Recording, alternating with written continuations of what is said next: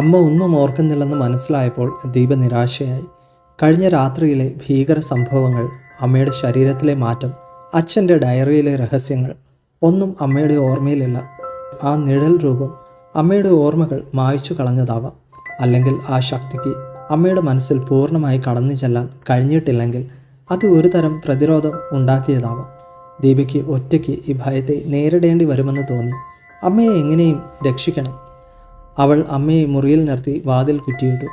ഈ തറവാട്ടിൽ തന്നെ രക്ഷപ്പെടാനുള്ള ഒരു വഴി കണ്ടെത്തണം. അച്ഛൻ്റെ ഡയറിയിൽ കൂടുതൽ വിവരങ്ങൾ ഉണ്ടാകണം. ഡയറിയുടെ കൂടുതൽ താളുകൾ അവൾ പരതി. അച്ഛൻ ചില മന്ത്രങ്ങളെക്കുറിച്ചും ആത്മാവിനെ ബന്ധിക്കുന്നതിനെക്കുറിച്ചും എഴുതിയിട്ടുണ്ട്.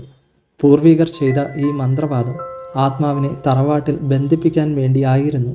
പക്ഷേ അത് വഴിമാറി ഒരു ദുരാത്മാവിനെ ഉണർത്തി. ആ ദുരാത്മാവിനെ നിയന്ത്രിക്കാൻ കഴിയാതെ വന്നപ്പോൾ അത് പൂർവികരെ ഓരോരുത്തരെയായി നശിപ്പിച്ചു. ദീപ ഞെട്ടി. അച്ഛൻ്റെ കുടുംബത്തിലെ മന്ത്രവാദം, ഈ വീട്ടിലെ ശാപം. ദുരാത്മാവിന് ഒരു ശരീരം വേണം. അത് ശക്തമായ ഒരു രക്തബന്ധമുള്ള ശരീരത്തെ തേടുന്നു. അത് ആ ശരീരത്തിൽ കയറിയാൽ പിന്നെ അവനെ തടയാൻ കഴിയില്ല. ഈ വീട് അവൻ്റെ തടവറയായിരുന്നുവെങ്കിലും അവൻ അതിനെ അവൻ്റെ കോട്ടയാക്കി മാറ്റിയിരിക്കുന്നു. അവൻ പുറത്തേക്ക് പോകില്ല. പക്ഷേ ഇവിടെയുള്ളവരെ അവൻ്റെ വരുതിയിലാക്കും. അവൻ്റെ ലക്ഷ്യം ഈ കുടുംബത്തിലെ ഏറ്റവും ശുദ്ധമായ ആത്മാവാണ്. ഏറ്റവും ശുദ്ധമായ ആത്മാവ്. ദീപ ഞെട്ടി. അത് താനാണോ? അവനെ തടയാൻ ഒരേ ഒരു വഴിയേ ഉള്ളൂ. ഒരു പ്രത്യേക പൂർണ്ണചന്ദ്ര രാത്രിയിൽ അവൻ്റെ ശക്തി ഏറ്റവും അധികമാകുമ്പോൾ ഒരു പഴയ മന്ത്രം ചൊല്ലി അവനെ വീടിൻ്റെ ഏറ്റവും അടിത്തട്ടിലുള്ള ഇരുട്ടറയിലേക്ക് ബന്ധിക്കുക. പക്ഷേ അത് വളരെ അപകടകരമാണ്. അത് ചെയ്യുന്നയാൾക്ക് ചിലപ്പോൾ സ്വന്തം ആത്മാവിനെ നഷ്ടപ്പെടാം. എൻ്റെ ഭാര്യയെയും മകളെയും ഞാൻ രക്ഷിക്കും. ആരും ഇതറിയരുത്. അച്ഛൻ ഈ മന്ത്രം ചെയ്യാൻ ശ്രമിച്ചതാണോ? അതാണോ അച്ഛൻ്റെ മരണകാരണം? പെട്ടെന്ന് ജനലിനടുത്ത് ഒരു നിഴൽ തെളിഞ്ഞു.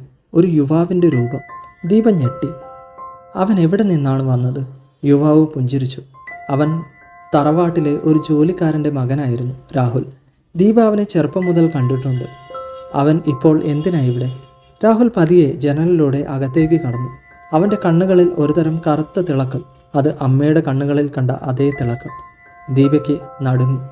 ദീപ, നീ എന്താ ഇവിടെ ഒറ്റയ്ക്ക്? ഞാൻ നിന്നെ കാണാൻ വന്നതാണ്. രാഹുലിൻ്റെ ശബ്ദം. പക്ഷേ അതിൽ ഒരു തരം മുഴക്കം. നീ എന്തിനാ ഇവിടെ?